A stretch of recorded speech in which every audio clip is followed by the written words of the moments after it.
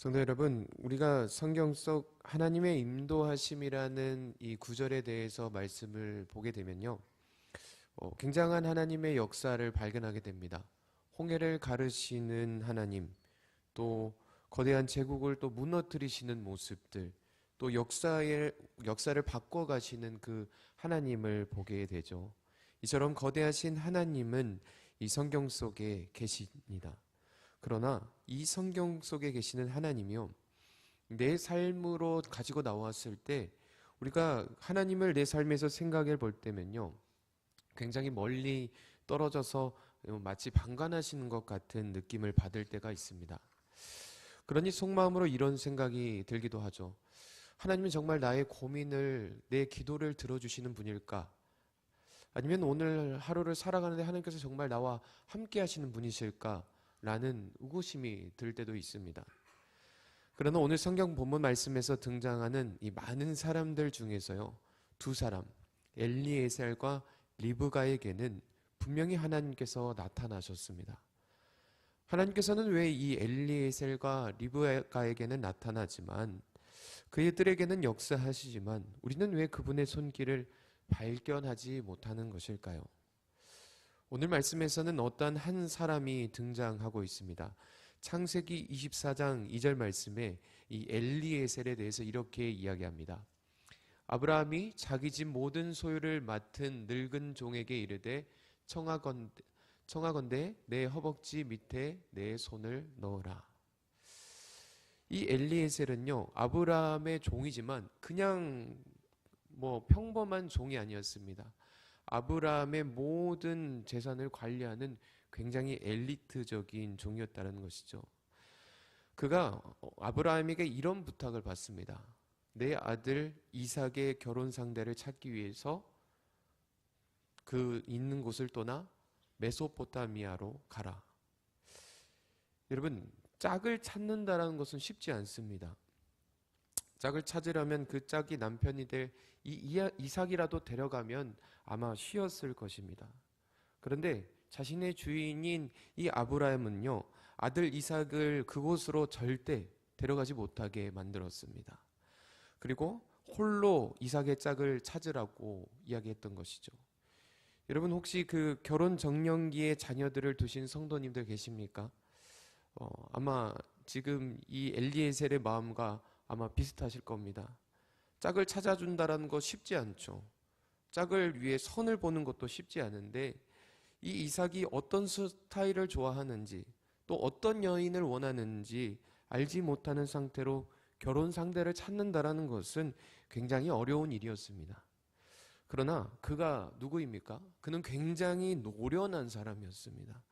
아브라함이 정말 가장 신뢰할 만한, 얼마나 신뢰했으면 자신의 아들의 짝을 찾을 수 있는 권한, 그러니까 자네가 찾는 사람이 바로 내 짝이다. 그만큼 신뢰할 수 있을 만큼 굉장히 뛰어난 사람이었습니다. 그는 굉장히 노련했고 지혜로웠으며 자신의 능력으로 충분히 여인을 찾을 수 있는 능력을 갖고 있었습니다. 그러나 그는 그렇게 자신의 지혜가 아닌 하나님께 나아가 담대히 이렇게 기도합니다. 창세기 24장 12절 말씀에 이렇게 기도합니다. 그가 이르되 우리 주인 아브라함의 하나님 여호와여 원하건대 오늘 나에게 순조롭게 만나게 하사 내 주인 아브라함에게 은혜를 베푸시옵소서. 그러면서 자신이 물을 달라 할 때 마시게 하고 또 낙타에게도 마시게 하는 그 사람이 나타나면 그녀가 하나님께서 보내주신 짝으로 생각하고 내가 알겠나이다 라고 기도합니다. 여러분, 이러한 행동이 쉬운 행동이었을까요? 엘리에셀이 어떤 사람이었습니까?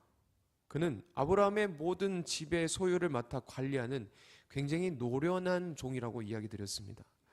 연륜도 연륜대로 차 있고 지혜와 세상 물정에도 굉장히 밝은 사람이었습니다. 이렇게 연륜을 갖고 있는 사람들이 가장 하기 쉬운 게 뭐냐면요, 세상을 판단하는 겁니다. 내가 이런 사람들 다 만나봤고 저런 사람들 만나봤고 내가 이렇게 했기 때문에 내가 가지고 있는 지식과 지혜로 충분히 할 수 있어. 그렇게 자신을 의지하고 지혜를 앞세워 볼 만한 능력 있는 사람이었습니다. 그러나 그는 자신의 지혜를 의존하지 않고 주인을 위하여 하나님께 간구한 것이죠. 여기서 그의 결단이 드러납니다. 스스로의 주권을 쥐고 이삭의 아내가 될 처녀를 고를 수 있었지만 그는 그렇게 하지 않고 하나님께 온전히 그 일을 맡기겠다라는 그 결단이 있었기 때문에 하나님께서 준비한 리브가를 찾을 수 있었습니다. 그가 그 자신의 생각과 자신의 지혜를 내려놓고 하나님께 맡겨드린다라는 그 결단은 결국 리브가를 만나게 됐고 리브가의 가족을 만나게 되었습니다. 그가 리브가의 가족들을 만나서 자신이 이곳에 오기까지 겪었던 놀라운 여정을 마치 한 편의 책처럼 이야기합니다. 그는 먼저 모든 복의 근원이 하나님이심을 선포합니다. 창세기 24장 35절을 우리 한번 같이 읽어보도록 하겠습니다. 여호와께서 나의 주인에게 크게 복을 주시어 창성하게 하시되 소와 양과 은금과 종들과 낙타와 나귀를 그에게 주셨고, 엘리에셀은요 자신의 주인 아브라함이 누리는 거대한 부와 번영이 단순히 그가 능력이 되어서 운이 좋아서 그렇게 되었다라고 하지 않습니다. 그 모든 것이 누구께서 주신 것이냐? 여호와께서 나의 주인에게 주인에게 주어서 크게 복을 받았다라고 이야기합니다. 이 모든 양과 소, 은금, 종들, 낙타와 나귀, 모든 하나님의 은혜의 선물이라는 것이죠. 리브가의 가족들에게 이 이삭 가문이 단순히 자신의 가지고 있는 것을 자랑하는 것이 아니라 하나님께서 선택한 복된 가문임을 이야기하고 있다는 것입니다. 그는 또 이삭의 특별함을 이야기합니다. 이삭은 아브라함의 아내 사라가 노년의 기적으로 얻은 아들이라고 말하면서 이 주인의 아들은 단순히 상속자를 넘어서 하나님의 약속을 이어갈 언약의 후손임을 이야기합니다. 또 엘리에셀은 가나안 족속의 딸이 아니라 자신들이 살고 있는 그곳에서의 딸이 아니라 반드시 주인의 고향 족속에게서 아내를 택하리라는 그 아브라함의 명령을 또 전달하였습니다. 이 모습을 보면서 그는 세속적인 조건이 아니라 하나님께서 계획하셨고 그 계획하심 가운데서 살아오면서 순종했던 그 모든 것을 오늘 보여주고 있다라는 것입니다.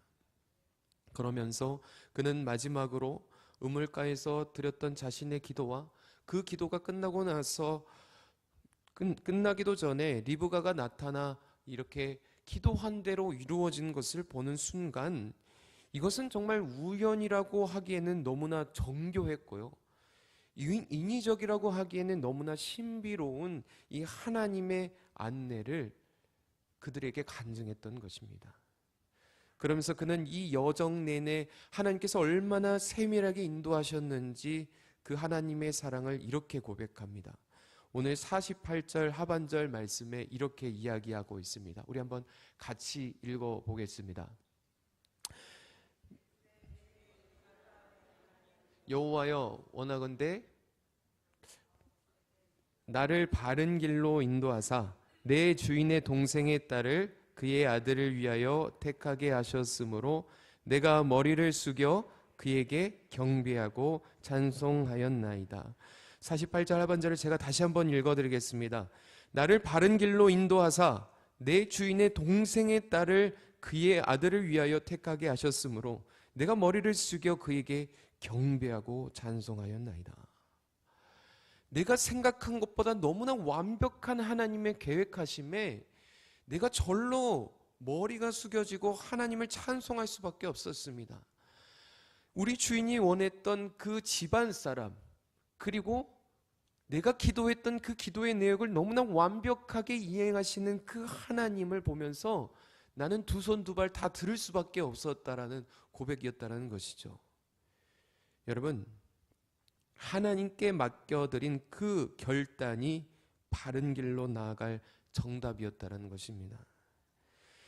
리브가의 가족들은 그의 고백 앞에서 지체 없이 결혼을 승낙합니다. 오늘 본문 말씀 50절은 그들의 반응을 이렇게 기록하고 있습니다. 함께 읽어보겠습니다. 라반과 부두엘이 대답하여 이르되 이 일이 여호와께로 말미암았으니 우리는 가부를 말할 수 없노라. 우리가 된다 한다라고 말할 수 없습니다.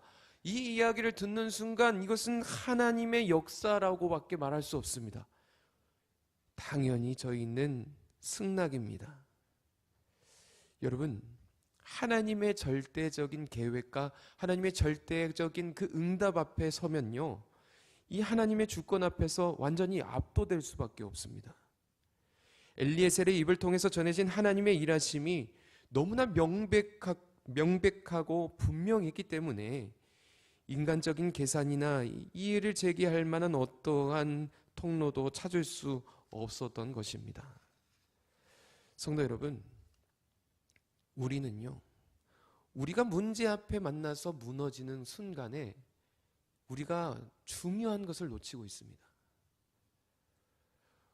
우리가 만나는 문제 앞에 내 생각을 내려놓고 하나님께 먼저 기도하겠다라는 그 결단을 하게 되면요, 그 문제는 이제 제 것이 아니라, 우리의 것이 아니라 하나님의 문제가 됩니다.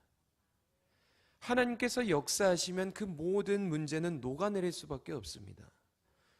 문제를 풀어내시는 분이 누구시라고요? 하나님이십니다. 인간의 논리가 아니라 살아계신 하나님의 역사하심, 그 하나님의 강력한 임재와 응답 앞에 어떤 문제가 꼿꼿이 서 있을 수 있겠습니까? 하나님이 응답하시면 모든 문제는 녹아내릴 수밖에 없습니다. 이 하나님의 주권을 인정하는 곳에 역사의 문이 열리고 하나님의 거룩하신 뜻이 이루어집니다. 여러분, 결국 하나님의 역사를, 이 하나님의 역사를 보기 위해서는 무엇이 필요합니까? 하나님께서는 우리에게 다 계획하시고 하나님께서는 준비가 되어셨는데 결국 내 생각과 내 판단을 내려놓지 않으면요, 결국 내가 문제를 해결해야 되고 내 판단으로만 끝나버린다는 것입니다. 그러나 내 생각과 내 판단을 내려놓고 하나님 당신의 주권적인 인도하심과 그 인도하심을 먼저 구하겠다라는 우리가 그 결단으로 나아갈 때 그 결단의 기도가 불가능을 가능케 하는 것입니다. 엘리에셀의 간증을 통해 하나님의 뜻을 확인한 리브가의 가족들은 결혼을 승낙합니다. 그런데요, 막상 떠나보내야 된다라는 그 생각이 들어서자 이 인간적인 주저함이 들어갑니다. 이 결혼 승낙이 떨어진 그 다음날 아침에 엘리에셀이 이렇게 이야기하죠. 나를 보내어 내 주인에게로 돌아가게 하소서. 내가 이제 그 여인을 데리고 가겠다. 그러나 여기서 리브가의 오라버니와 어머니는 당혹스러워하며 이렇게 제안합니다. 오늘 본문 말씀 55절 말씀입니다. 같이 읽어보도록 하겠습니다. 리브가의 오라버니와 그 어머니가 이르되 이 아이로 하여금 며칠 또는 열흘을 우리와 함께 머물게 하라. 그 후에 그가 갈 것이니라. 여러분, 이 요청은 굉장히 지극히 상식적인 요청입니다. 사랑하는 딸, 그 누이가 멀리 이제 떠나가는데 단 하룻밤의 작별 인사는 너무나 가혹하죠. 너무나 서운한 일이죠. 그래서 그들은 이 열흘 밤을 좀 샜으면 좋겠다라고 제안합니다. 그런데요, 우리가 이것을 영적인 관점에서 보면요, 이것은 어떻게 보면 거룩한 결단을 유예시킬 수도 있는 유혹입니다. 성도 여러분, 우리는요, 참 그런 것 같습니다. 사탄이 우리를 유혹할 때 어떻게 유혹하시는지 아십니까? 사탄이 우리에게 하지 말라고 하던가요? 아니면 조금만 있다 하라고 하던가요? 조금만 있다라고 합니다. 감정의 끈 익숙한 환경의 안락함 속에, 그 안락함 속에서 조금 더 즐기다 가라. 우리가 하나님의 부르심 앞에 즉각적인 반응하지 못하도록 그것을 막는 것이 바로 그들의 일입니다. 그렇게 리브가가 인생의 가장 중대한 기로에 섰습니다. 그녀가 포기해야 될 것과 마주해야 될 것들이 그 앞에 서게 되었다는 것이죠. 그녀가 포기해야 되는 것은 무엇입니까? 부모님의 품, 편안한 품, 또 고향, 익숙한 땅, 또 자신이 익숙했던 문화들, 또 보장되었던 이 안락하고 안정되었던 삶에서 멀어지는 것입니다. 또 그녀가 마주해야 됐던 것은 무엇입니까? 한 번도 본 적 없는 남편이 될 사람 이삭, 또 수백 킬로미터를 걸어가야 되는 그 두려움의 길, 또 낯선 이방 땅에서 그 너무나도 생소한 땅에서 삶을 마주하는 것이 바로 그의 운명이었습니다. 이때 리브가는 어떻게 대답하였을까요? 58절처럼 그는 망설임 없이 용기 있게 대답합니다. 우리 한번 같이 읽어보겠습니다. 리브가를 불러 그에게 이르되 내가 이 사람과 함께 가려느냐? 그가 대답하되 가겠나이다. 여러분, 간단하면서도 간결하게 그는 이렇게 대답합니다. 가겠나이다. 아무런 조건이 없습니다. 그냥 가겠나이다. 여러분, 어떻게 이렇게 짧고 간결한 대답이 가능했을까요? 무엇을 보고 그 엘리에셀의 손을 잡고 가겠다라는 것일까요? 여러분, 그녀의 이 대답은요, 엘리에셀이 증언한 하나님의 일하심을 따라가기로 결단한 것입니다. 엘리에셀을 보고 따라가는 것이 아니라 하나님께서 역사하시고 그 말씀하셨던 그 모습을 통하여서 그 하나님을 보고 따라가겠다라는 그 결단이었다라는 것이죠. 지금 눈에 보이는 편안함과 보이는 그 안락함이 아니라 눈에 보이지 않는 하나님의 약속을 더 신뢰하는 용기와 결단이었습니다. 여러분, 이러한 리브가의 선택은 단순히요 자신의 인생을 그냥 운명에 맡겨버린 것이 아니라 하나님의 손에 자신을 맡겨드린 것입니다. 그녀는 그러한 확신을 가지고 그 자신을 맡겼다라는 것입니다. 여러분, 이러한 리브가의 용기 있는 대답이 그녀를 굉장히 큰 일 가운데 나아가게 합니다. 어떤 일이 이루어졌을까요? 그녀의 인생을 송두리째 바꾸는 일 가운데 나아갑니다. 만약 그녀가 가족들의 권유대로 열흘 동안 있었다라면, 또 그렇게 있으면서 두려워서 떠나가지 않았다라면, 거절했다라면 그녀는 그냥 메소포타미아의 어떤 이름 모를 여인으로 생을 마감했을 것입니다.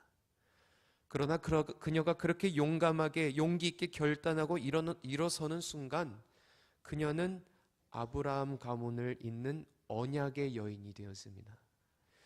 창세기 24장 60절 말씀에는 그녀가 떠나가기 전 가족들이 그녀를 축복하는 말씀입니다. 우리 한번 같이 읽어보겠습니다. 리브가에게 축복하여 이르되 우리 누이여 너는 천만인의 어머니가 될지어다. 내 씨로 그 원수의 성문을 얻게 할지어다. 아멘. 여러분, 이 축복은요 그냥 가족의 축복이 아니라 진짜 이 리브가의 축복이 되었습니다.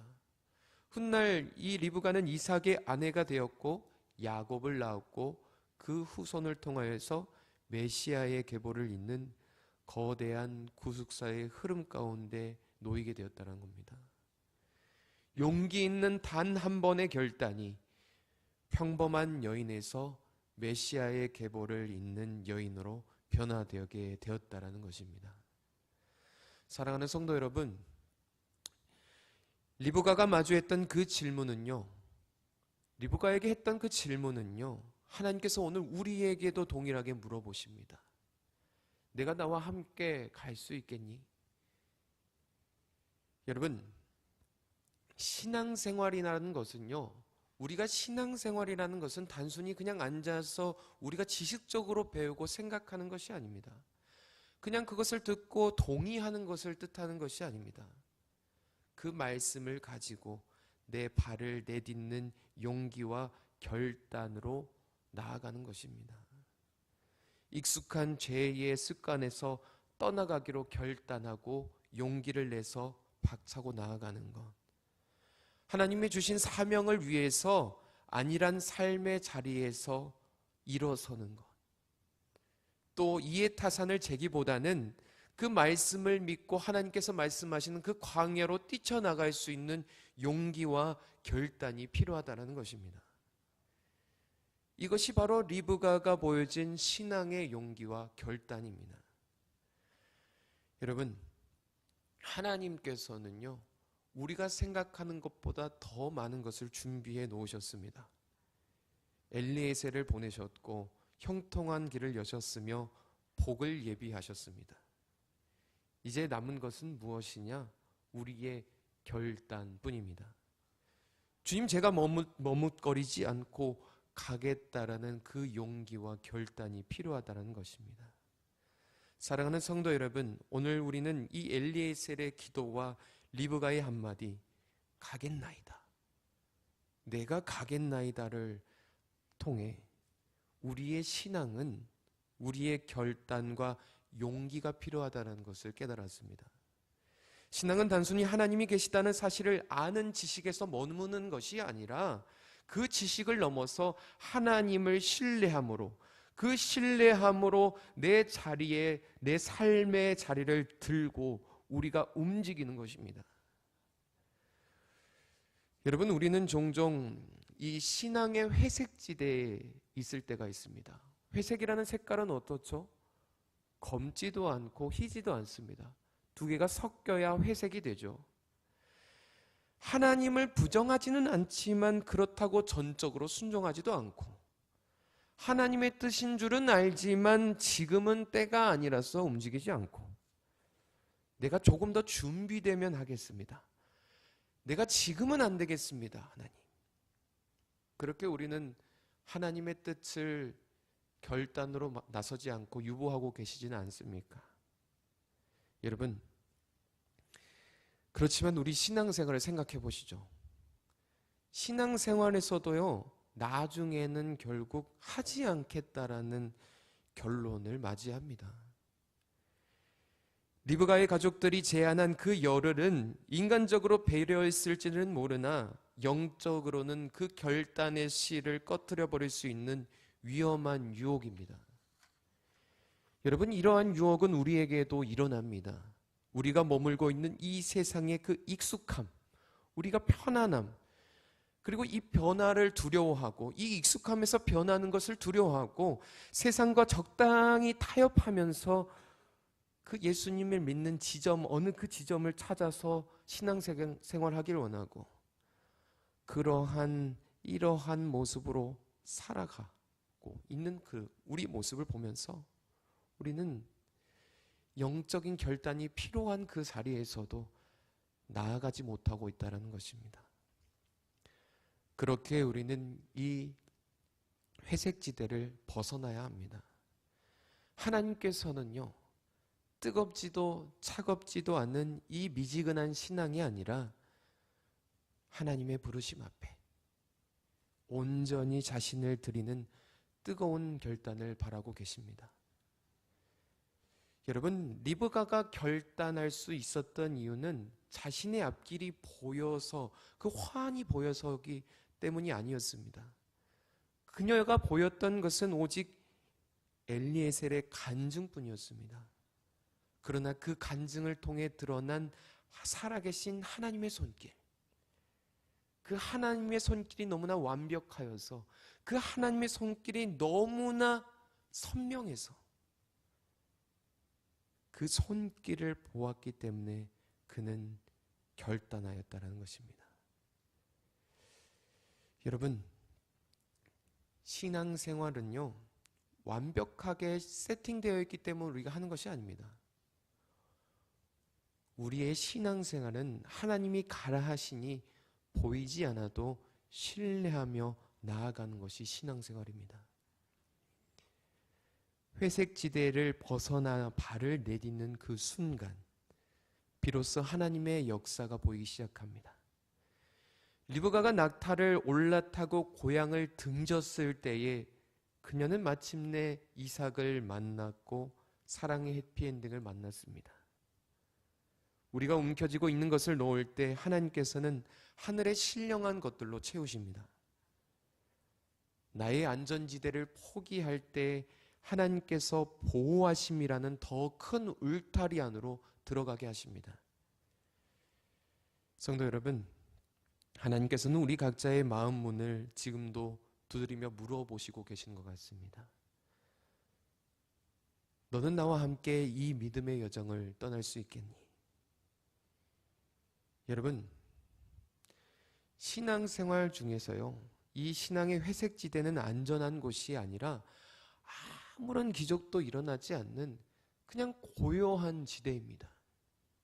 그게 안정을 줄 것 같지만, 그게 무언가 편안할 것 같지만, 그 회색지대에 있는 순간 우리에겐 아무 역사도 일어나지 않는 곳이 바로 그 회색지대라는 것입니다. 여러분, 이제 그 회색지대를 벗어나 일어서기 바랍니다. 인간적인 생각과 세상적인 근심을 내려놓고 리브가처럼 당당하게 고개를 들고 주님, 가겠습니다. 주님 가라 하시는 곳 제가 그 삶의 자리로 제 자리를 들고 가겠습니다라는 그 결단이 여러분의 일상 속에서 고백되어지기를 바랍니다. 우리의 인생 정말 짧지 않습니까? 하나님께서 주어주신 이 짧은 인생, 우리가 머뭇거리는 이 열흘은 너무나 시간을 허비하는 것이지 않겠습니까? 우리 짧은 인생 동안 이 머뭇거리는 열흘보다 순종하는 하루를 더 살아가시기 소망합니다. 리브가에게 허락하셨던 천만인의 어머니가 되는 그 영광스러운 축복이 오늘 용기 있게 그리고 결단하는 마음으로 한 걸음을 떼어서 걸어가시는 여러분의 삶 위에 하나님의 부어주시는 그 은혜의 삶으로 충만하게 임하시기를 주님의 이름으로 간절히 축원합니다. 제가 기도하겠습니다. 우리를 인도하시며 우리의 삶 가운데 계획하시며 이끌어 가시는 아버지 하나님, 우리의 사소한 일상까지 세밀하게 간섭하시는 이 에베네셀의 하나님, 지금까지 우리가 나중에라는 핑계로 혹은 두려움이라는 장벽 뒤에 숨어 신앙의 회색지대에 머물러 있지는 않았는지 돌아봅니다.